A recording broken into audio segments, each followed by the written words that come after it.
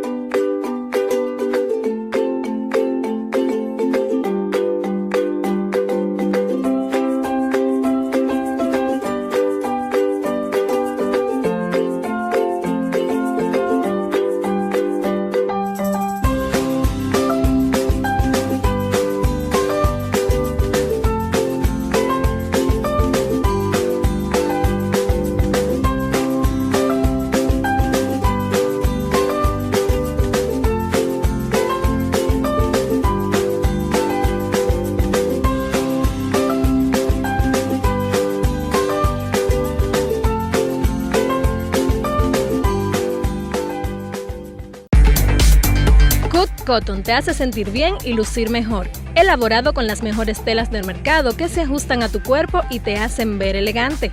Cut Cotton, en camisetas, camisillas y polos en blanco y colores para niños y caballeros, con tallas para niños desde 2 al 16 y los adultos desde small hasta XL. Búscalo en las principales tiendas del país. Cut Cotton es un producto de M. González y compañía. La buena administración se siente, como la alegría que siente el padre Daniel, porque al final la Isabela revive su fe con una iglesia majestuosamente construida después de décadas de espera, para que la palabra de Dios siga resonando con toda fuerza. Al igual que tú, sabemos cómo se siente. Por eso llevamos 3 años en el Ministerio Administrativo de la Presidencia, abriendo nuestras puertas para ti, con transparencia y honestidad, para que puedas sentir la tranquilidad de que las cosas sí están cambiando.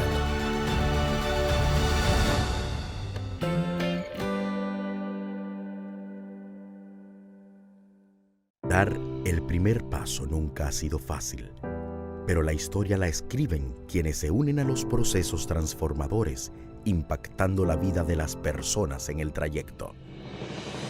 Este es el momento para que te unas a la conformación de los colegios electorales y hagamos un proceso histórico en favor de la democracia. Nuestra democracia. Para más información, accede a nuestro portal jce.gov.do. Junta Central Electoral. Garantía de identidad y democracia.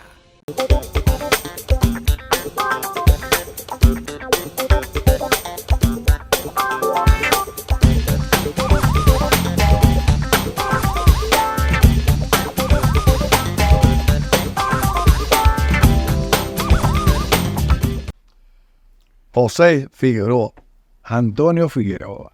aquí está en Tribuna Nacional. O sea, tú fuiste secretario general del MPD después de la Revolución en el Distrito Nacional. Yo te pregunto, José, ¿por qué la izquierda no ha llegado al poder en la República Dominicana? Si todos pensamos de izquierda. Mira, no sé si tuviste una entrevista de un amigo que nos entrevistaron, que tú tuviste que ver con él. El problema del colapso de los movimientos... Tú dijiste eso fue en Acento. Sí. En Acento TV. Sí. Con Fausto Rosario. El problema del colapso del sistema de partidos aquí, que yo siempre enfatizaba, no solamente de la izquierda, sino de los partidos del sistema. Porque fíjate, los partidos tradicionales de aquí han desaparecido. Ya con el Partido Reformista, el PRD, El PRD, o sea que es un problema, Partido Revolucionario Social un problema de conducta nuestra, de nosotros los dominicanos, en cuanto a cómo se maneja el quehacer político. Aquí nosotros, el movimiento revolucionario, sobre todo el liderazgo de la izquierda revolucionaria, no supo jugar su papel y cayó en lo que se puede decir en víctima de una transculturación política. Es decir, nosotros quisimos imitar A todo el mundo. a todo el mundo, fundamentalmente influenciado por la Revolución Cubana. Esa fue la última. La primera era la Revolución China, la Revolución Rusa, el problema de la lucha contra el revisionismo y el maoísmo, y después Y después vino entonces la de Albania, la de Albania. que era el Partido Comunista del Trabajo, dirigido por Salbut, Y el que planteaba Y eso. en Vergosa también. Entonces, el problema último vino con la Revolución Cubana, que se convirtió en un embrujo, que nadie, los líderes de la izquierda latinoamericana, incluyendo el nuestro, no vieron otra vía que no fuera esa. Entonces, es un problema de la subcultura política, del liderazgo, porque fíjate, aquí se habla mucho, como yo te dije, de la izquierda en sentido genérico, pero para no asumir responsabilidades, no, es que hay que distinguir una cosa de la otra. El liderazgo es una cosa y el militante es otra. Los líderes de nuestra izquierda no supieron jugar su papel, ni los tradicionales que fallecieron mucho, ni los que lo relevaron tampoco. Entonces de ahí fue que vino el colapso de los partidos, porque después entonces cayeron en la confrontación uno con otro, y lo que hacíamos era que se estaba matando uno con otro a todo el mundo, mientras que el movimiento revolucionario, que ameritaba una rectificación, que ameritaba una reorientación, no se tomó en cuenta. Se hicieron intentos, se hicieron foros, se hizo un precongreso en plena guerra de abril, eso no sirvió de nada. Hubo partidos en la Guerra de Abril participando que decían que esa no es su revolución. No, porque fíjate, el MPD se planteó eso, pero eso fue después que la Guerra de Abril, ya prácticamente el proyecto de la rebelión de abril, la revuelta de abril, desde que los americanos intervinieron y crearon la zona, ya eso se fracasó ahí. O sea, ya estaba a la defensiva el movimiento. Entonces, los partidos revolucionarios participaron en ese movimiento al lado del pueblo, pero su estrategia no era esa. Sus objetivos eran revolucionarios. Y esa es lo que se quería decir, ¿no? Nosotros tenemos objetivos, incluso después que termina, que se firma la famosa acta institucional, el MPD, nosotros un grupo, el partido nos envió un grupo de 25 para el norte a organizar el movimiento sobre la base de la estrategia, ya de lo que se llama la guerra prolongada, que era una de las consignas, que después se le puso lo mejor al campo y todas esas cosas. Entonces, pero incluso eso fue hasta cierto punto violando un acuerdo que hubo en el precongreso, que por eso fue un precongreso, de que en un congreso posterior el partido definiría cuál era su línea a seguir, porque la revuelta de abril cambió el curso que se estaba llevando en el movimiento revolucionario, porque cuando el triunvirato, por ejemplo, se estaba discutiendo, organizándose los partidos, el MFD estaba organizándose, tenía problemas de dirección porque sus líderes habían caído presos, Máximo López Molina y el grupo caían presos siguiendo el lineamiento del movimiento guerrillero y todas esas cosas, y le correspondió incluso a Condecito asumir la responsabilidad de secretario general, que no estaba dentro de sus planes, pero la asumió. Incluso a él no se le da el mérito que realmente él tiene, porque él se ocupó y se preocupó por adoctrinarnos a nosotros, a los militantes del partido, porque aquí se hablaba del enunciado marxista-leninista, pero no había una tradición. El MPD, cuando se funda, no era un partido marxista-leninista. Después se transforma, prácticamente era su objetivo. Y así mismo también fue el 14 de junio. 14 de junio, o sea que ese fue un problema que no podía terminar en otra cosa que no fuera el colapso. Y fíjate, por ejemplo, el caso del mismo PCD, que es un desprendimiento de un partido Del Partido Socialista Popular. y se forma como partido comunista, y mira dónde termina. O sea, colapsó también. O sea que es un problema de liderazgo, de un problema de la cultura política de nosotros. Y entonces, ¿tú crees que es posible todavía reunificar? Tú sabes, la izquierda, que al día de hoy, que yo he contabilizado, hay 77 movimientos de izquierda. Pero fíjate, ¿tú crees que es posible eso? Cuando hay lo que se llama una identidad. El último lo fundó tu amigo en Indio Valle. No, y ahora viene un grupo de dominicanos ausentes de Estados Unidos y vinieron con un proyecto de unificación de la izquierda, pero ¿bajo qué consigna? ¿Cuál es la plataforma programática que han elaborado? Ninguna. ¿Pero para qué? Pero que no tienen, porque por lo menos si tú quieres llevar a cabo un proyecto de nación, tú tienes que elaborar una plataforma y un programa donde tú definas tus objetivos, pero ellos no lo tienen ninguno. Pero el problema... Por ejemplo, actualizándolo de acuerdo a la realidad concreta que se está viviendo hoy, porque no estamos en 60 todavía. Ellos tienen la consigna de 60. Petro llegó a ser presidente en Colombia, pero primero fue alcalde, ¿verdad? Y le dio y le mostró a ese pueblo lo que hizo en beneficio de la colectividad de ese pueblo. Y aspiró a la presidencia de la República y ganó. Pero aquí nosotros no tenemos ningún dirigente de izquierda que sea ni regidor ni síndico. Y tampoco quiere. Pero tú sabes, a un amigo tuyo y mío le ofrecieron la Secretaría General del Ayuntamiento de Santo Domingo Este y él lo rechazó. Pero fíjate, con la alianza que hubo con el PRD, hubieron militantes del partido que llegaron a la posición de diputados y senadores. ¿Y dónde está un proyecto que presentaran ellos? Un impacto. ¿Dónde está un impacto de ellos? No. Porque no tienen, van simplemente como figura personalmente, caudillista. Una mentalidad caudillista. Yo voy fulano y puto, pero ¿dónde está tu propuesta? No hay una propuesta que obedezca a que defina quién eres tú como movimiento revolucionario. No, y duran 4 años y como no hacen una labor en beneficio de la ciudadanía, luego pierden el curul. Entonces, diferente en otros países, por lo menos en Estados Unidos, que hacen carreras legislativas, concejales, y duran 20, 25 años. Claro, son profesionales. Profesionales. Pero aquí no. Aquí nada más son 4 años. Entonces tú lo ves ahora que ellos hablan y son consultores, que son la gente que más saben de revolución. Porque son los grandes. Que no asumieron su papel de liderazgo y de relevo de liderazgo. Entonces ahora son la gente que saben de revolución. Tú fueras casado. No sé, pero parece que la llegada del PRD en el 78 al poder digregó más a la izquierda. Porque tú y yo luchábamos por las libertades públicas, el retorno de los exiliados, el retorno, la libertad de los presos políticos, ¿no? Y las libertades públicas. Y el PRD, Antonio Guzmán, se lo dio al pueblo. Entonces, la izquierda quedó desarmada, porque pensaban que el problema era Balaguer.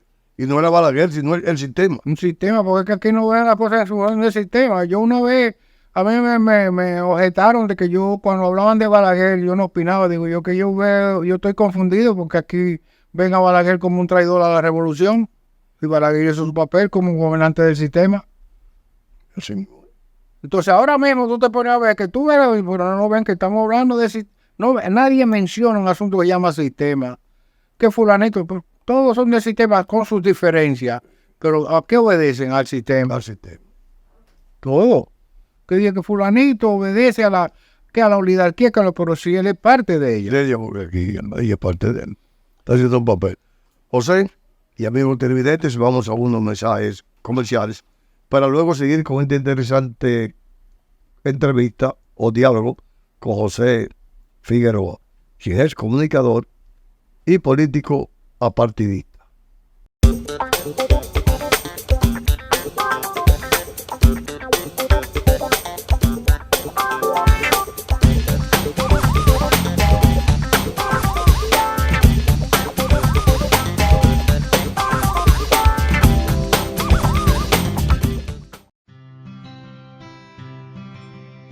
Hay momentos en los que estás abrumado, sin fe, sin esperanzas, y de repente un suceso te marca y cambia tu vida. Esto es lo que ha cambiado la mía. Ahora me siento más cerca de Dios, más cerca de mi familia, de mi iglesia y de mi comunidad. Ahora soy un joven más comprometido y más responsable con la verdad y el camino. Periódico Camino, al servicio de la verdad y la vida.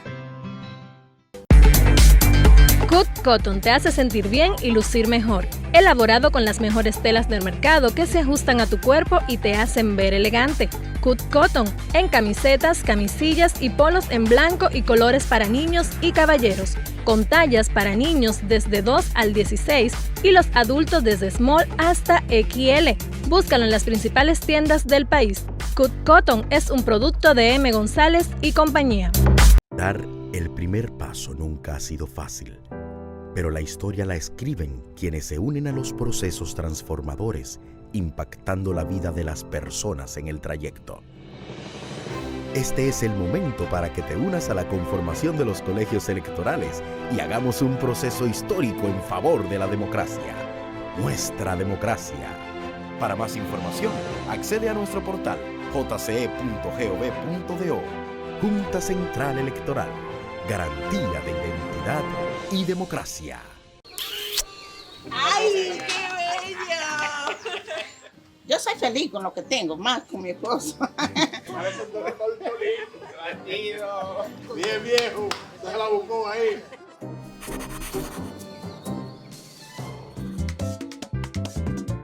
Pero mi amor, ¿quién podía creer eso? Aquí no había esperanza de nada.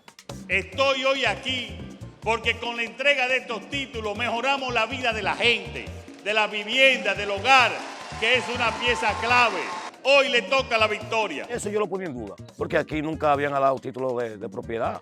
Oh, pero sí, yo se lo digo. Ya ese título es de nosotros, que es un regalo de madre que nos va a dar. Y de padre también. Mucho cambio en la historia. Gracias a Dios, esto es mío. Nadie me va a poder sacar de aquí porque ya me siento seguro. Pero para que ustedes sepan, en el año 2022 entregamos un total de 31.637 certificados de títulos a beneficiarios finales en 22 municipios del país, impactando a más de 126.000 personas y ahorrándoles, porque si no, no lo hubieran sacado, más de 2.500 millones de pesos. Don Luis Abinader, yo le doy gracias a usted. Porque ya uno con un título ya la cosa cambia. Usted es un hombre excelente, fuerte y democrático. Que lo quiero mucho, esos son los deseos de esta viejuca que está aquí.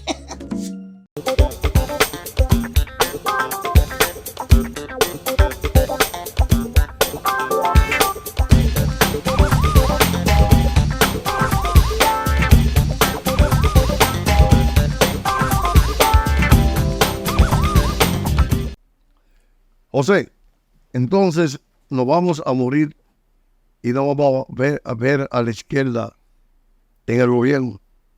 Bueno, yo diría que la esperanza debe ser lograr un movimiento progresista, un gobierno que sea más independiente y responsable, que obedezca más a los intereses nacionales, no a los grupos de poder económicos internos y externos, y que tenga autodeterminación por lo menos de Estado, que son los problemas que el país tiene ahora mismo. Nosotros, todo lo que aquí está pasando, que tiene un problema de una crisis, lo que se puede llamar una crisis de autoridad, que en todos los aspectos, cuando tú analizas la problemática del país, se resume en una sola cosa: crisis de autoridad, porque nosotros tenemos todo establecido, normas, reglamentos, leyes, una constitución. Nada más la aplicación. La aplicación, problema de... Y que se cumpla.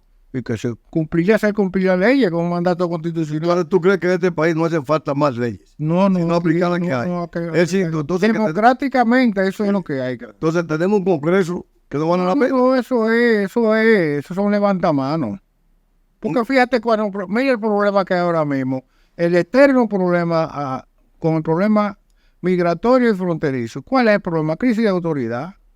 ¿Por qué? Porque nosotros tenemos un problema con una emigración fronteriza haitiana indocumentada, básicamente, cuando hay una ley de extranjería que establece que así. Ahora, ¿cuál es el problema?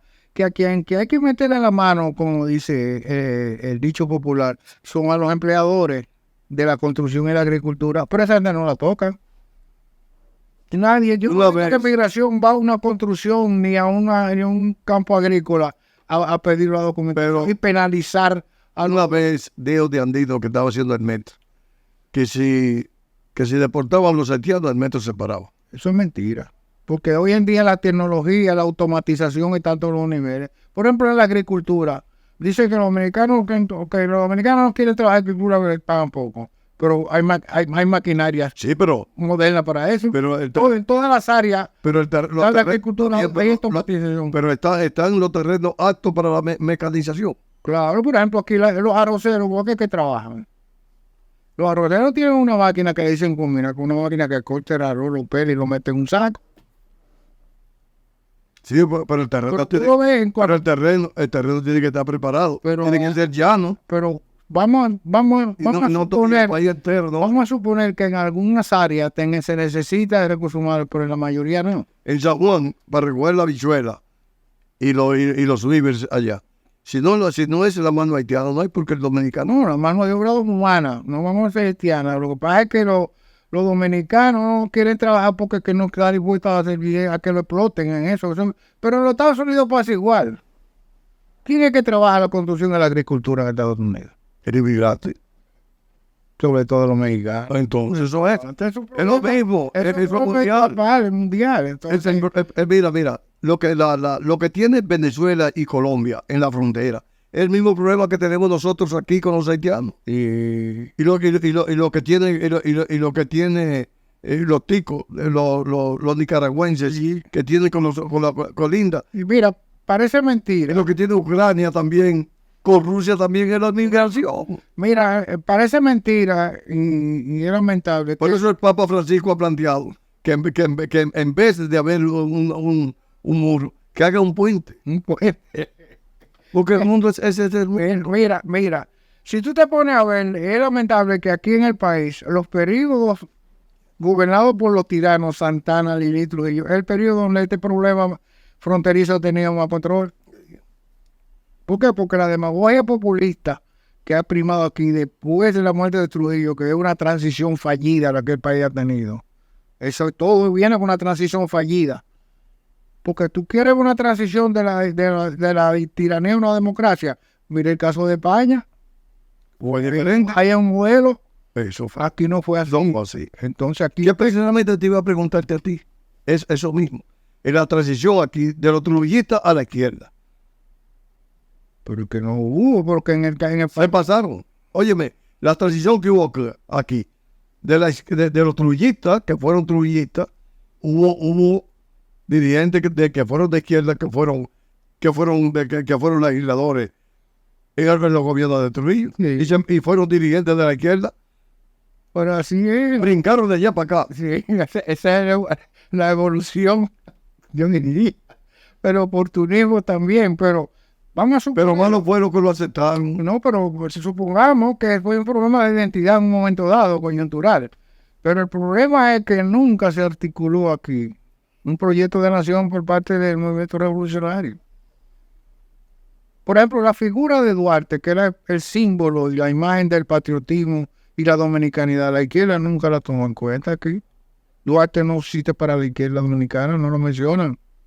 Y estamos en un periodo de democracia, de movimiento democrático, de liberación, de independencia. Aquí lo mencionan como el problema haitiano.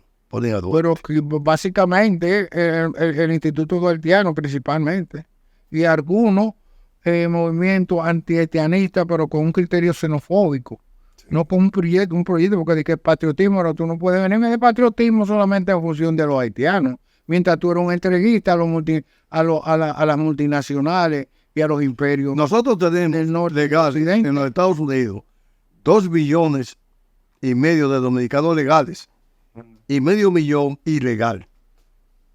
Y son inmigrantes también. Claro. Lo mismo que están haciendo los haitianos hacia acá, nosotros lo hacemos de aquí. El problema es aplicar la ley de extranjería, sea haitiano, español, europeo, hay un problema. La ley es la ley. Porque aquí hay muchos... Cuando tú aplicas la ley... Aquí hay muchos venezolanos, muchos de colombianos. De todo. Cuando tú aplicas la ley, te dicen que tú eres dura. Hay una respuesta que dio alguien, dice que no, la dura es la ley. Es cuestión de crisis de autoridad, como yo te dije. Porque eso es en cuanto al problema, pero en todo lo demás es la crisis de autoridad. En el problema del tránsito aquí, es problema de autoridad también. De que la gente pague la luz, autoridad. Que paguen el agua, autoridad. Todo, el cumplimiento de los deberes y obligaciones es problema de autoridad. Los impuestos, eso es bíblico. Hasta Jesús pagar sus impuestos. Dale a César lo que es de César y a mí mi viejo. Así que. Eso es. Ahora mismo con el asunto de las reformas fiscales que se está guisando eso, aquí no toman en cuenta que tenemos una mala experiencia con los criterios que se aplica a eso. Pero hay una serie de baches en la tributación que aquí se dio, porque aquí se heredó una estructura tributaria después de la mente Trujillo que la desbarataron. Aquí hasta los limpiabotas pagaban 25 pechelas al año. Y la bicicleta que yo tenía, 1.25 al año. La bicicleta también. Aquí en los colmados y los conventorrillos tenían una patenta de identidad donde tú tenías que tener un permiso. También. En enero todo el mundo tenía. Entonces, ¿qué pasó ahí? Porque fue un plan no hacia una transición, sino hacia un desastre. La demagogia populista. Porque no fuimos capaces de analizar bien el contexto de qué fue Trujillo. Trujillo fue un nacionalista unipersonal. Dominicanidad. Él hizo la dominicanidad. La dominicanidad es la que él proyecta. A su estilo de tirano. Y ya, pero todo ese legado que a nivel de Estado, porque ya eso no es Trujillo. Tú sabes que esto fue, si tú analizas bien, esto fue un Estado socialista construido porque todas las empresas eran del Estado. Sí, eso era una de las cosas que se decía, que había pero no era del Estado, era estatal. Y toda la época tan pronto. ¿Cómo podía hacer la transición de la dictadura al comunismo? Era una base ahí. Porque todo el legado que quedó del régimen de Trujillo le quedó ya al país. Al pueblo. No era de Trujillo. También, pero le quedó al país. No, pero que el problema es que las empresas que ya pasaron a ser estatales, la consideraron que fue un tumbe que Trujillo y se la cogieron para ellos. Se la cogieron para ellos, esto de nosotros, y por eso la desbarataron. Y todas esas, ¿a dónde fueron a parar todas las empresas de cobre? 30 y pico. ¿A dónde fue a parar el CEA? Oye, el Consejo Estatal del Azúcar, con el ingenio más grande y moderno del mundo, el Centenario de Vaina, todo eso lo desaparece. Ese fue uno de los crímenes de Estado más grandes que se ha cometido en este país con las empresas públicas a nivel económico. Porque aquí en el crimen de Estado nada más cuando desaparece un político y en el aspecto económico. Y eran empresas todas sólidas y productivas, con una economía saneada. Entonces, eso no es trujillismo, eso es Estado. Mira el problema de la moral y cívica, que la quitan de la escuela. ¿Por qué? ¿Cómo tú me vas a decir a mí que la moral y cívica era un programa trujillista? Mira lo que tenemos, una educación ahí, con una ciudadanía y una juventud que no tiene educación de nada. Ni futuro. Ni urbana, ni educación, ni urbana, ni doméstica, ni cívica. Pero ese libro aparece por ahí. Ese libro lo que hay que reeditarlo. Pero mira, yo quise hacer un folleto, una serial, un folleto de moral y cívica, y nadie, ni siquiera, cuando yo tenía la editora, nadie ni siquiera me respaldó. Y hasta me dijeron que no podía en la educación porque no estaba prohibido la educación, en el Ministerio de Educación. Ni los colegios privados tampoco. Pero ese libro debe de andar por ahí. No, hay muchísimos materiales. Ese de moral y cívica debe de estar en el archivo. Yo tengo incluso como 4 documentos. O sea, ¿qué va a pasar? ¿Qué va a pasar aquí políticamente en febrero y en mayo del 24? Vamos a seguir lo mismo. ¿Cómo sí? Ok, ahora mismo. Vamos a seguir lo mismo, olvídate. ¿Pero cómo así? ¿Cómo sigue lo mismo? No, el sistema va a seguir igual. Van a elegir uno de estos candidatos del sistema. La mayor posibilidad es la reelección de Abinader. Esa es la mayor posibilidad. Porque hay todo un antecedente de cómo se ha venido manejando diferente a la oposición, que lo que ha hecho son una serie de pactos que no tienen fiscalía. Hoy en día, geopolíticamente, el problema número uno que tienen todos estos países de la región es el problema de la lucha contra la corrupción. Y esta gente ni lo menciona. Entonces, el pacto que ellos han hecho es un pacto para esos fines también. Entonces, olvídate. Ahora, no es nada normal. La reelección es algo normal porque está establecida constitucionalmente. El movimiento antireeleccionista aquí ha sido un fracaso porque nunca lo enfocaron constitucionalmente. Cuando el PRD y después a ellos. No. Sí. El problema es que establece la Constitución. Si lo prohíbe, usted no puede ir. Si lo establece, tiene el derecho. Por lo menos en 4 años más. Claro. Igual que los Estados Unidos. Pues en Estados Unidos tenían ese problema cuando de la Roosevelt. ¿Y cómo resolvieron eso con él? Más nunca, mejor dicho, rectificando, se volvió y eso es lo que ha quedado como un sello en la región, porque fíjate que cuando los gobiernos han querido perpetuarse en el poder por la vía de la reelección indefinida, que fue el caso de Balaguer, ahí es que ha habido problemas. Cuando pasan de 2 periodos, ahí tiene problemas. ¿Qué fue lo que le pasó al PLD con Darío? Fue eso mismo también. Quiso pasarse de la raya, como dice. José, dale un mensaje al pueblo.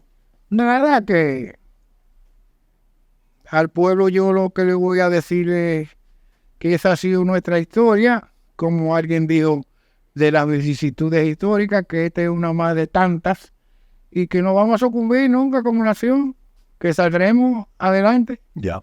Amigas y amigos televidentes, hoy estuvo con nosotros el comunicador y consultor y político apartidista José Rodríguez Figueroa.